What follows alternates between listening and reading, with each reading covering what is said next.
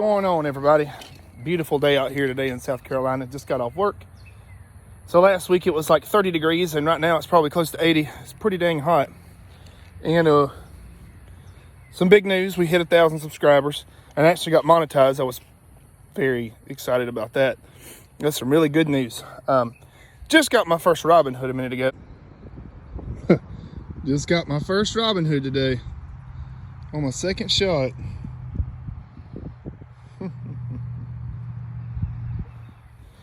With a old school Scott wrist strap release. I'm having to use it because, like I said in previous videos, I broke my knot to it, but Carter has it and they're fixing it, so it's all good. And I ordered a Target bow. It's a PSC.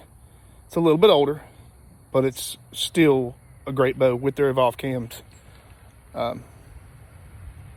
So I decided to turn one of my Evos into my designated hunting bow. So I'm gonna leave it alone just like it is, and I'm gonna probably shoot it with the wrist strap. I like to have a wrist strap whenever I'm hunting. I hunted this year with this same wrist strap, and I just like it because it's strapped to you and you don't have to worry about trying to find it. It's just, you know, the second I get in the woods, it's on my wrist. I know it's there. So of course you've seen this bow before. This is my ntnevo. I have CBE Torx hunting bars, front and back. I was switching this bar out here and running it on my scoped bow. I was running this 12-inch for the back, but I think I'm gonna do something different with that one since I bought, I don't know, we'll have to see where it goes from there. But right here this is 45 yards. I think I've got a 45-yard target out there. And I'll show you guys how I shoot through the back, you know, the wrist strap. I do hold back tension and pull through the shot. You'll see. So let's fling a couple of arrows right here and see if we can get some good groups. I know at 20 yard I got the Robin Hood, and see my lip. It's nice and busted. Yeah, that's from where the release broke. So can't wait to get it back there. I really missed my thumb release, so I gotta set the bow on the ground, unfortunately. So let's get out here and shoot a little bit today. So we're just gonna shoot a 4-arrow group. Or I should say like a 4-arrow in. We'll get some bright colors. This bow's a lot different than my other one. For the simple fact is I don't have nearly as much weight on this bow for, you know, the stabilizer weight. It's a whole lot lighter. It feels good and it holds really steady. And of course I'm shooting pins with this one, which is the Fast Steady Spot Hog. I have shot up to 110 yard with it, but I don't really, I mean, I can do it, but I don't really like doing it just because of the what if, you know, if you're off just a tiny bit, you could lose an arrow. I don't miss, you know, I mean, I have missed one or two, but after you miss once or twice, you just stay in your comfort zone, and mine's about 80 yard. I can drill at 80 yard. I mean, I could walk by, but, you know, I have nothing to prove. Oh.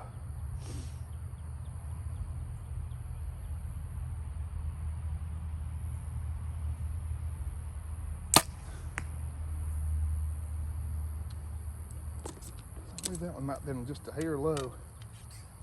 Make sure that some of these arrows are going to be reflex too. I beat them up.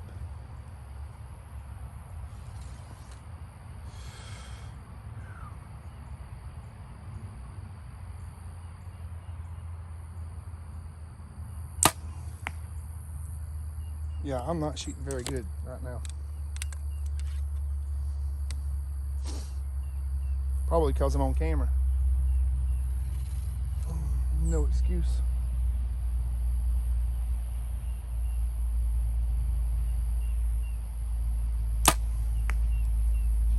There we go. That's not too bad.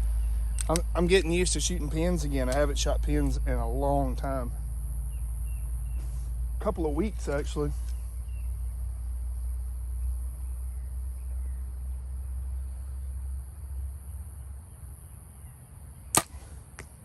That was dead center. I got to remember to continue to pull on that back wall. Since I screwed those first 2 shots up, I'm going to shoot a couple of more. My biggest problem with this is I'm used to using the hand release and cranking on that back tension and essentially getting a surprise shot. With this, it's not hard to do, but it's the feeling's different pulling back with your wrist. I just don't I don't care for it. I mean, there's nothing wrong with it.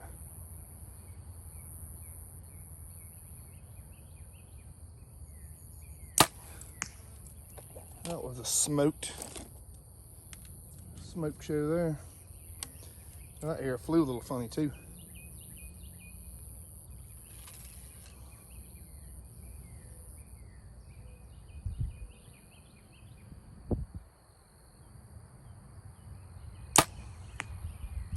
We do have a little decent wind this afternoon. It looks like I'm grouping just a hair low to the left.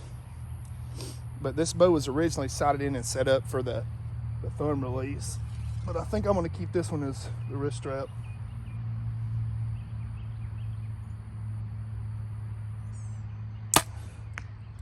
Yeah, we're grouping good now.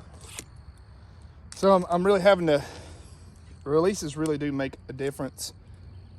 You know, for me at least, anchoring and everything like that. My cheek weld and all that.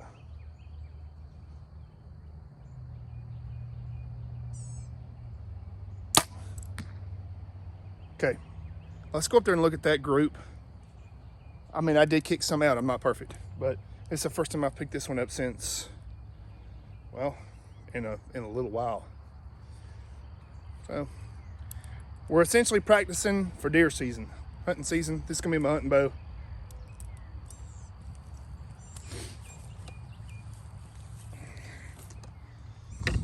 Oh yeah, some people have asked what kind of markers we got in the ground. So there's our markers. You can drive over them, you can mow over them, and that's all of our yardage markers. But no, we'll grip pretty good. Just a little bit low, a little bit left. I can adjust for that.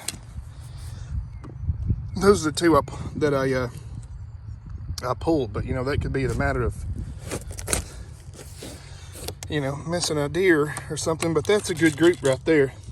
So I do know I need to move my sight this way, you know, on my adjustment, and that should put me about closer to center. I want to look at these airs and make sure that they just don't have any kind of defects that might have made them fly different, but I think I just pulled them. So let's go back there and shoot another group, make a slight adjustment, and yeah, let's do it. All right, so I stepped up to 40 yard. Just really want to get everything dialed in, and I'm going to practice throughout the week in the upcoming months. Probably do some 80 yard shots here soon. 80, 90. Might even go back there and do 100. Hey, it's not today. Make sure I'm good and rested up, not just fresh from work. But that area is going to fly bad. I've got to refletch a bunch. They're all pretty beat up, and that's just from hitting them with other arrows. Okay. Oh yeah.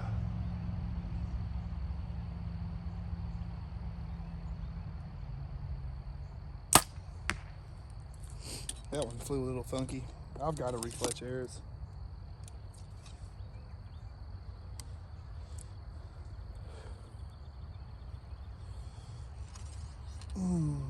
Beautiful.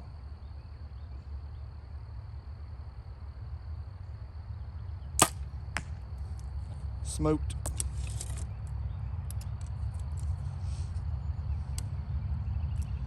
This one might fly funny too. Oh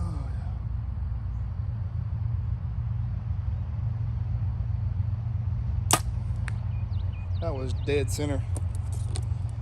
You just want to make sure that you keep pressure on that back wall. And then whenever I shoot this release, you don't want to, you know, put the tip of your finger on the very front. I put it right in the middle of my finger. I slowly build back tension and just Surprise shot.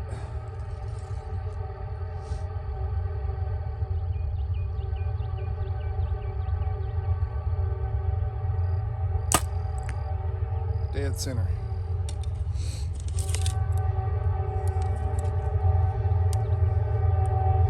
I always like to end the day on a good shot. Never a bad shot, because then you think about it and you wonder yourself what you done wrong.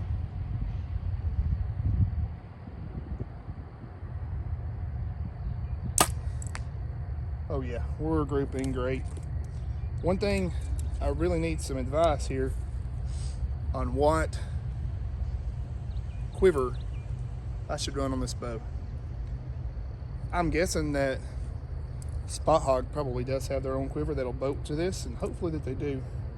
My HHA didn't, so I had to carry my arrows this year. Oh yeah.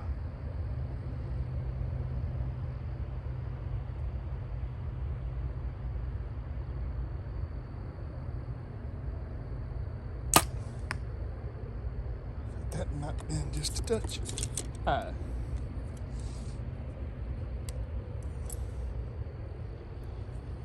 The only way to get good is just to practice. Learn from all your mistakes.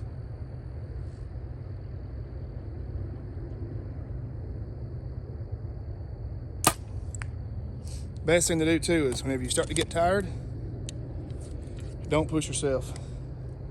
Call it quits. Come back the next day. Come back in a couple of hours.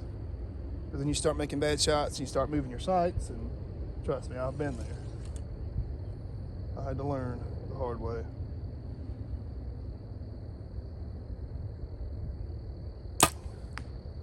Let's go out there and look at that group. And I believe that'll be the last group of the day for this bow. Today, at least. Let's go check it out, guys. Shoo! Look at there. 2 X's. At 40 yard. Of course, I did shoot what? 1, 2, 3, 4, 5, 6, 7, 8. If any of this would have been in the vitals of a deer, though, it should be dead. And this is shooting pins too. Like I said, I've been shooting magnification for the past. Wow, I've only shot that that bow there whenever I've made videos. So I want to practice it just a little bit more too. That way, when it's time to use it, it's time to use it. Now you see that my arrows are sinking up in these bales. They're starting to get a little bit tired, but the reason is I've only got one ratchet strap around them. I got to put one here and here. That'll be what torques them bales down. Right now it's just essentially one, and these bales are still dry. I need to get them wet. If I can get them wet, they'll stop the arrows with no problem. That's what I had to do with the other ones at the other range. But yeah, I'm satisfied. If this video here gets 1,000 1,000 views, 1,000 likes, I will shoot from the top of the house right there one day next week. And that is if my dad doesn't kick my tail for messing up his shingles, but I guess that's the price to pay. So, like I said, you guys are watching the Palmetto Outdoor Experience. I really appreciate everything and everybody who watches these videos.